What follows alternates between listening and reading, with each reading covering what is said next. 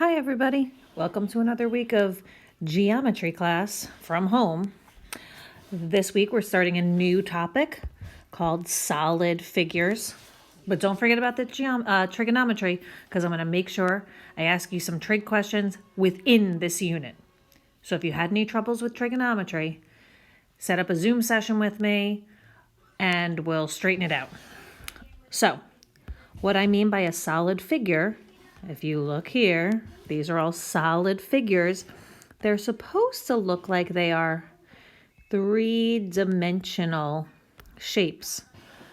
It's a little tricky trying to show a three-dimensional shape on a two-dimensional iPad you're all using.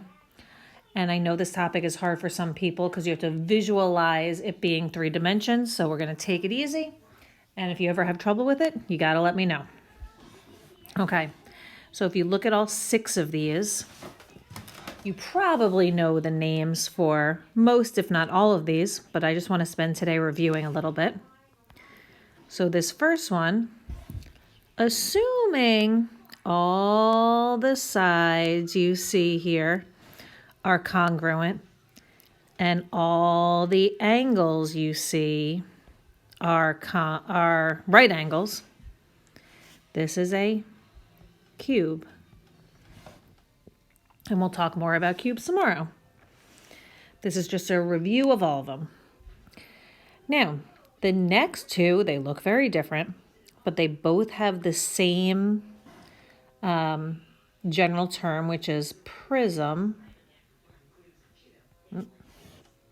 which means the base for both of these is a polygon.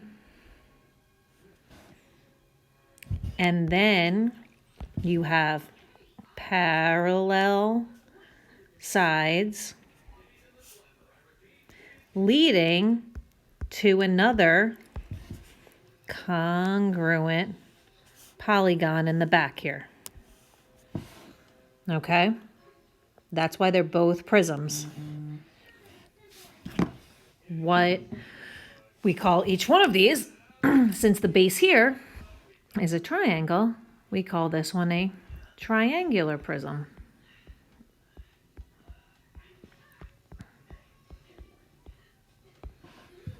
And then, assuming, I once again should have drawn that these are right angles, assuming that the base here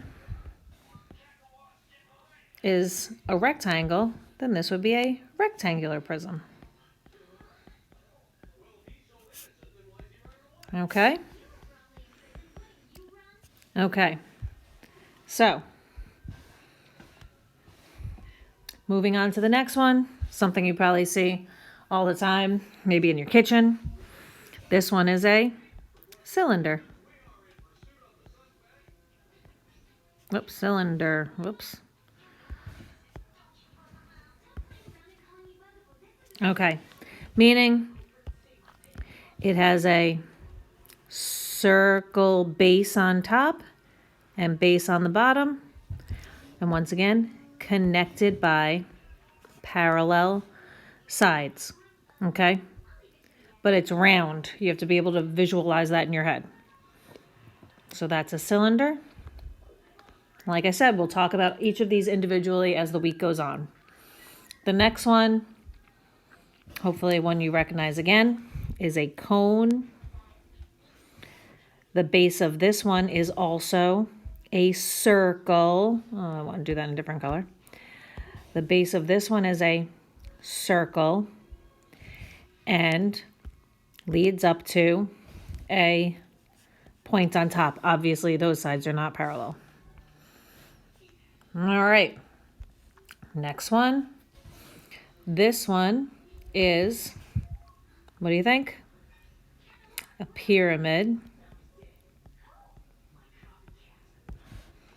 There are different types of pyramids, however. I just have one of them here. If this base is a rectangle, then this one would be called a rectangular pyramid.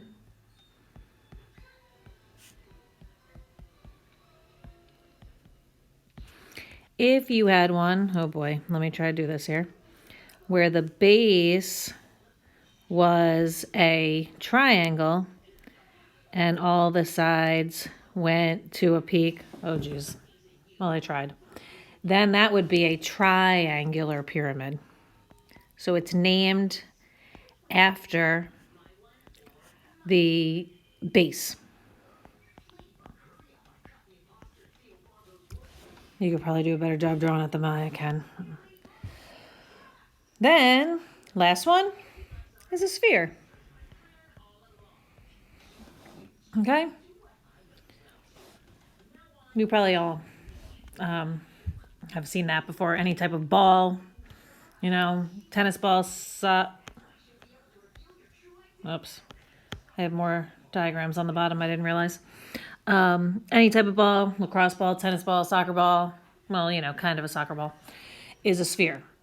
Okay? So I'm going to post this, but your homework is to go around your house or neighborhood, you know, wherever you can go to safely, and see how many of these 6 figures you can find around your house or around your neighborhood.